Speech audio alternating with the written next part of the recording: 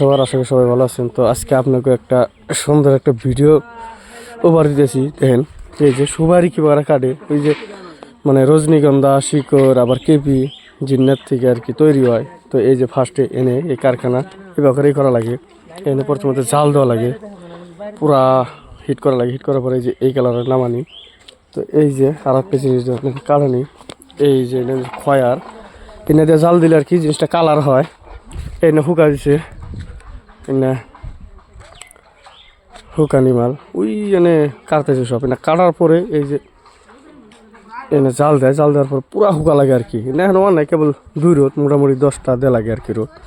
একবারে কাহিনী কেরাসিন, এই যে আর লেবার বেহারি লেবার এনে জাল করতেছি। এই যে